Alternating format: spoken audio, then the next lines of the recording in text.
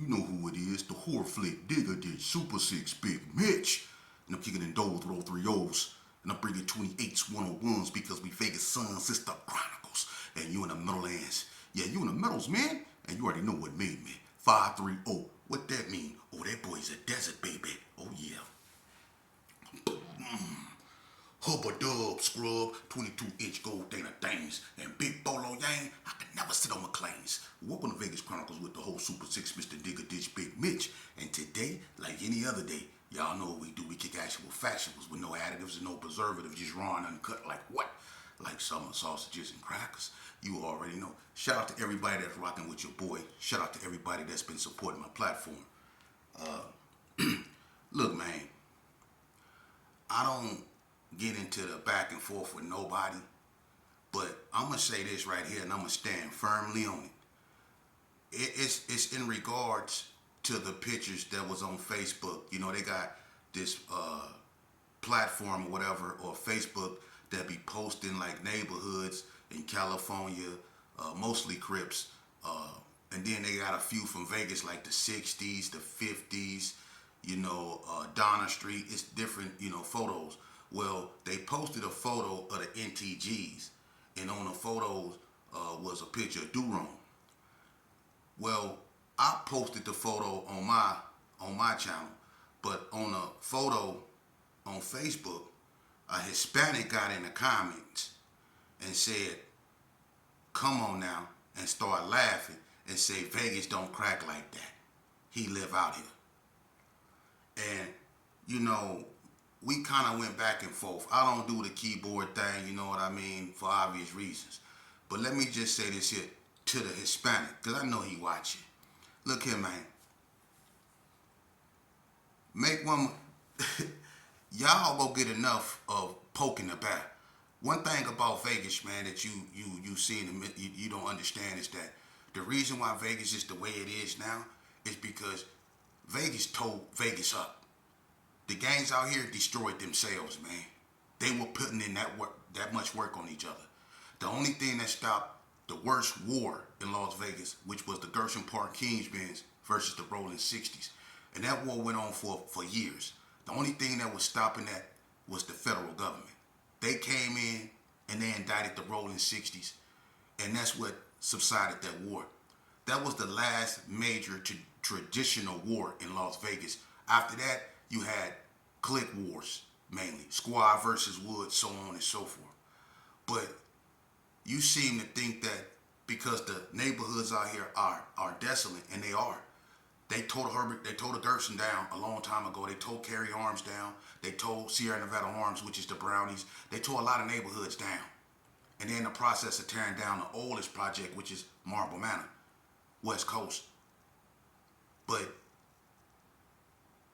back in the days, man, and this is nothing to be proud of, when the gangs were flourishing out here, one thing about those individuals that you was talking about, which is Northtown gangsters, Wrigley states itself, there's not one Hispanic gang, and it's not being disrespectful, but there's not one Hispanic gang that can deal with those Northtown gangsters. And they don't even trip like that out here. It's nothing racial.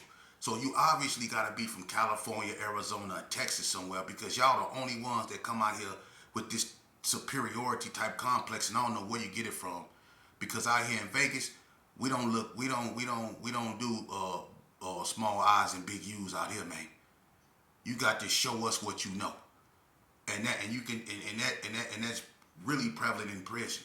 That's why the Hispanics or the Carnali never got a chance to get a stronghold in the prison, because the blacks, even though they're not organized, they won't allow it. You see? So this has been one of the states that y'all have not been able to take over. And the gangs out here are not even active like that. You got sporadic beefs. The gangs out here, they didn't wipe themselves out. Only 7% of Las Vegans still exist in Vegas. The majority of Las Vegas is foreigners. People that's really from 530, meaning that their social security number start with 530. It ain't that many people up out here. Those are the real desert babies, 530. It ain't that many out here, man. But to say Vegas don't crack like that, that's to say that the people that lost their lives to gang violence, that didn't happen. The mamas that went to those funerals that buried their sons and their daughters, that didn't happen. You don't know what went on out here in Vegas. You don't know nothing about Vegas, man.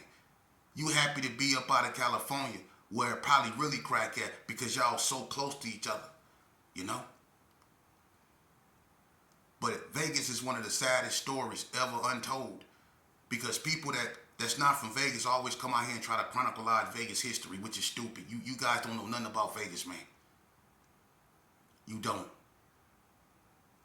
And y'all come out here and y'all make these fictitious documentaries, pasting stuff together, newspaper clippings, and old rehash BS that other people done already put out, and y'all trying to say this is what happened in Vegas. Nah.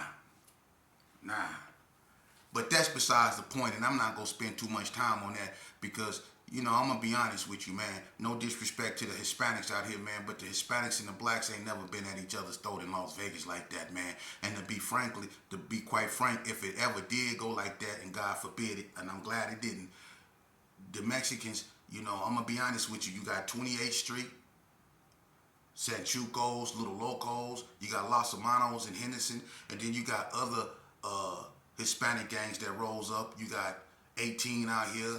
You got a bunch of different White Fence and all these other little cliques. But let's just be honest.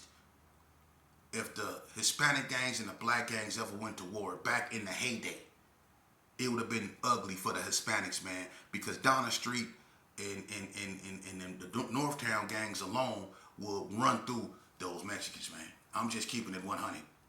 I am. It's too many of them. Donna Street alone will deal with all the Hispanic gangs by themselves. The Northtown gangsters can deal with all the Hispanic gangs by themselves. The biggest Hispanic gang at one point in Las Vegas was 28th Street. And then you had Elmwood that moved up over there and posted up like it wasn't nothing. You see? So the Hispanics in Las Vegas is not aggressive like that toward the blacks, and the blacks is not aggressive like that toward the Hispanics. They have no reason to go to war with each other. The Hispanics got their politics, the blacks got theirs. There's never been an incident where, you know, blacks and Hispanics ever crossed paths with each other and it really went down. Now, I'm not saying that it wasn't sporadic incidents where it might have been a little conflict, but for the most part, they never got into it with each other. The blacks and the Hispanics in Northtown, they grew up together, man. The blacks in Henderson and the Los Hermanos, they grew up together, man. Now, it might be racial tension now, and that's because the influence that comes from California. It really started in the prison system, and then it spilled out into the streets where Hispanics have racial outlooks, and in return, blacks that go to the prison system, they develop animosity toward Hispanics for what went on in prison. Then they come out here with a disdain for Hispanics. You see? That's how that stuff start, man. But in the end, both sides has been played, man. There's an unseen hand in all this that got everybody at their throat because we really don't got nothing. And then when we do fight, we fighting over crumbs. When we in prison, we fighting over tables that we don't own. Stainless steel tables we don't own. We fighting over phones. Phones that charge us money. Phones that charge our family money to use. We fighting over phones. We fighting over areas of the prison that we don't own, that we really don't want to be in, but we fighting and we unaliving each other over this, man. Think about it. Who playing who?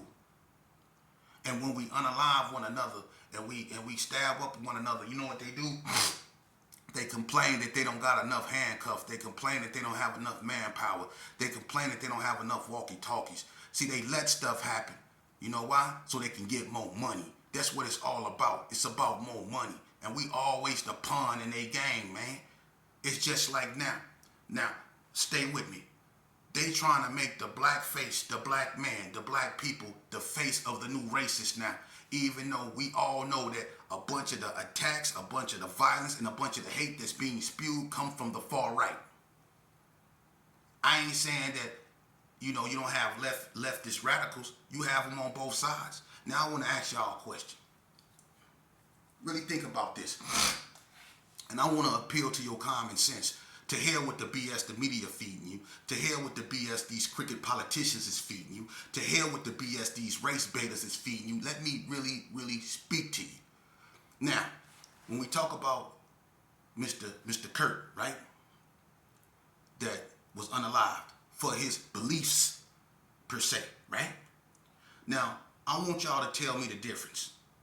What's the difference between what he was saying when he point out, okay, I don't agree with the numbers he used when he say that black people are 13% of America, but they make up 58% of this, or they make up 80% of the prison population. It's because blacks are overly charged.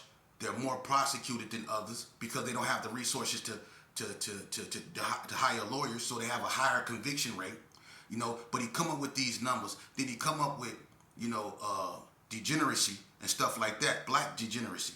You know, talking about, you know, the capabilities of black people, and that when he see a black female that's a airline pilot, is she really qualified? He got the question getting on the airplane. See, this is this type of rhetoric that this cat was spewing. It was just straight ignorance and it was racism. But let me ask you a question. What's the difference between what he was saying, right, about his people, and the difference in what Farrakhan be saying about his people? What's the difference? Because, and I know Farrakhan, when he speak for the liberation and the upliftment of his people, right? But, and he point out the injustice, you know, that the white people for over almost 500 years perpetrated, right? Well, look at what the cat Kurt was doing. He was standing up for his people, saying white people shouldn't feel bad about what happened to another race, you know, hundreds of years ago, over 100 years ago. He's saying that he didn't have nothing to do with slavery, and that the white people today shouldn't feel bad about it, and that the blacks had so much time to get it right, that why they still in the situation they in, when they got all the liberty that they marched and they fought for. This is what he's saying. Why they ain't did nothing with it. Then he used examples, you know, and I'm not gonna, you can't even barely say their name, or they'll strike you. But he uses other people, you know, unfortunate situations as examples. You know, he talk about the Japanese. You know, he talk about the Jewish state. You know, he talks about all these people that was able to become prosperous, you know, after, you know, being inflicted with such, you know, brutality. And he's saying, why the blacks can't do that? You know, he has a point right there. Why we can't do that? Why people then benefited off everything that we stood for, our music, our culture. Look at what people then benefited from. They done made so much money from our music. And the same music that they made money from destroyed us. It turned our women into bitchs. It turned us into niggas, thugs, demon time, all of those stuff. We stopped glorifying God and we started glorifying the AK-47. We stopped being noble men, upright men, and started being thugs, hoodlums, and gangsters. We stopped telling our queen, stay black and proud, and told her bitch, agitate the gravel. It's PIP with me. We popping our collar now. That's what happened to us. Even the way we dance, everything, people have benefited off us. And now, they are benefiting off us too. Everything that's going on, all these shootings, they white people perpetrating them. But somehow, black colleges are being threatened. People want to show up at black colleges and spew racial hate, trying to incite stuff. People want to be the next Kurt. You see what's going on? They sending the military into Memphis. They want to send the military into Chicago. They want to send the military into Baltimore. They look at what they're doing, but they're not sending the military up over there in Idaho. They're not sending the military up over there where they training to do damage. They training for civil wars. They training to go out there and do mass shootings. You see what's going on, man. You see who they targeting. They making us the face of their own anguish. And what are we doing? We're watching baddies. We on the internet posing with blickies. They got tanks. Y'all on there posing with blickies. Like y'all really got something, man. Y'all don't see what's going on. People are being distracted, man. The women, they feel it though. Pay attention to the women. They feel it. One of the most powerful things in the world is a woman's intuition.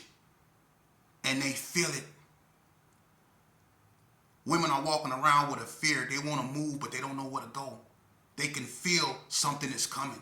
Deep down in their soul, they know it. And they walk around with this fear. because they know something is not right. And they write something is not right. Think about it. People that don't know who Stephen Miller is, y'all need to look him up.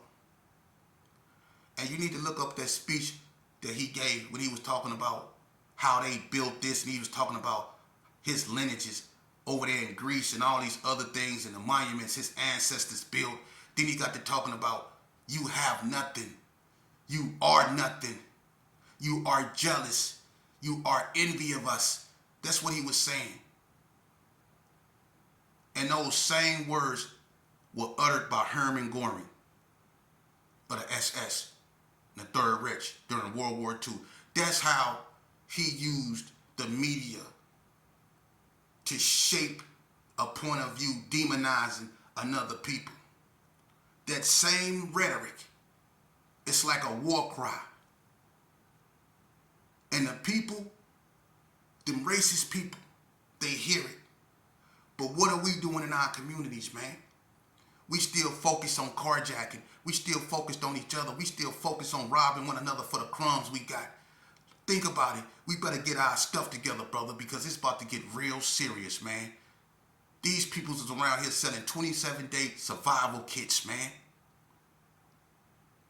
This stuff about to get real, man. And we so complacent. Especially the people that's living off the state. We so complacent because you expect your money to be on your card at a certain time. Well, what's going to happen when your money don't hit that day? What's going to happen when you walk to your sink and you turn the water spout and don't nothing come up out of it? Huh?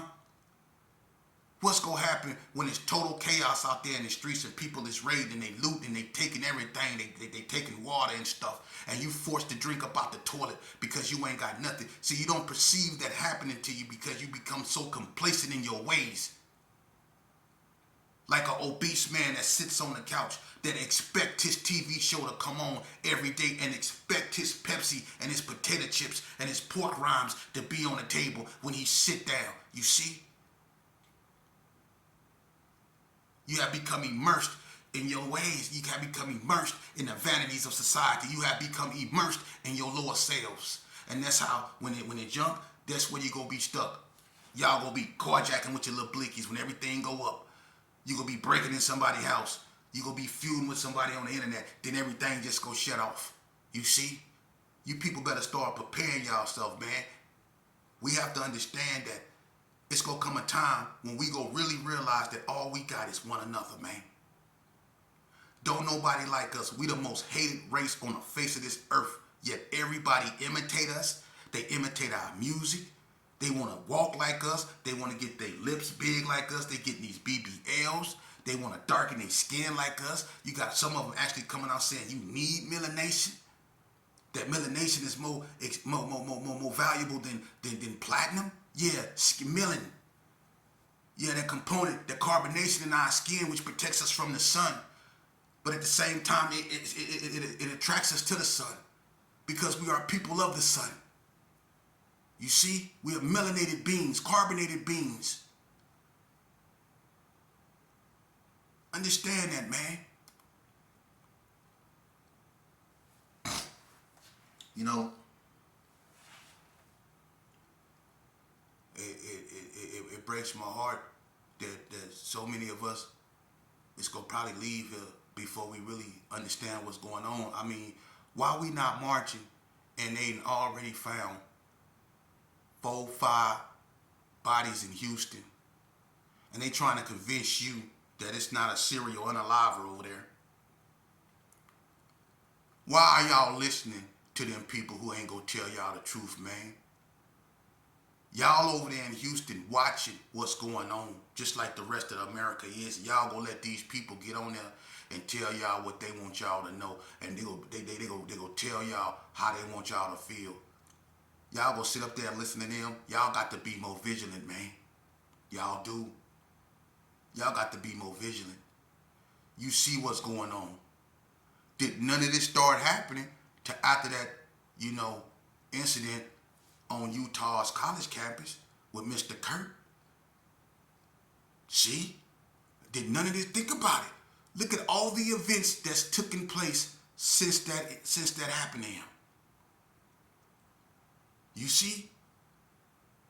Look at what's going on. The last thing that just happened was the incident at the ICE facility when the ICE detention center got shot up. You see what's going on, man. And it's going to continue because people are spewing hatred on both sides. People are spewing hatred. You see? And at some point, pressure bust pipes. Something gonna happen, man.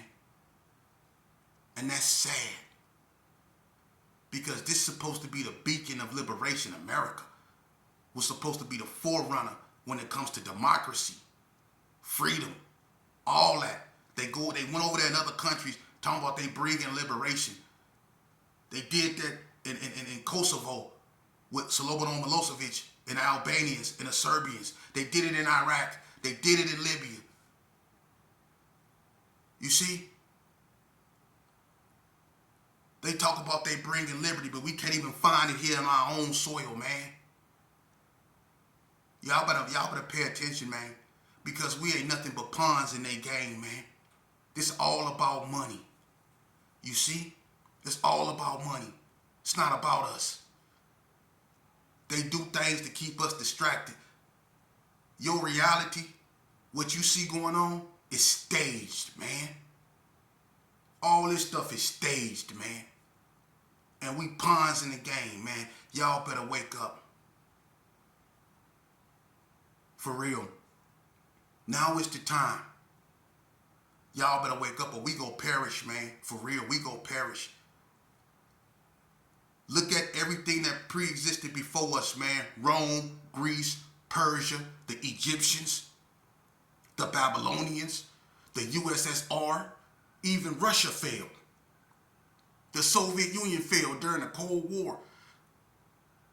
The USSR failed. Putin trying to revive it, but it failed. Leaving the United States the lone superpower. But look at what's going on now in the great United States.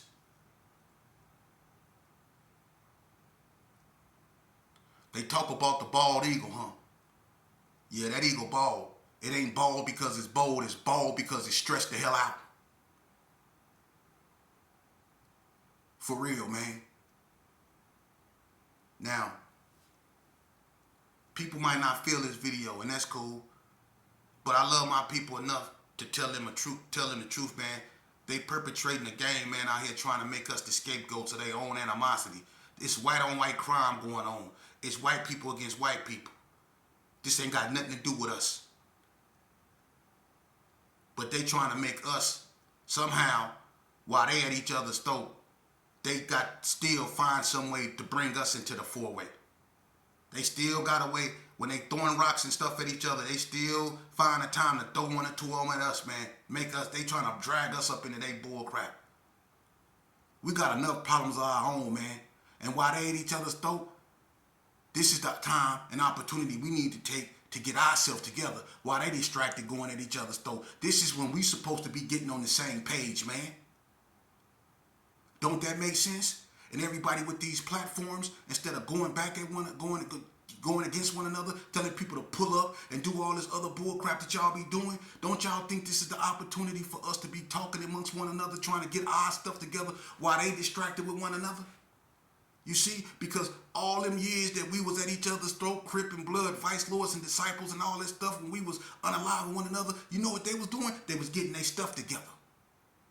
While we was wiping each other out, they was getting their stuff together. They was preparing themselves, you see?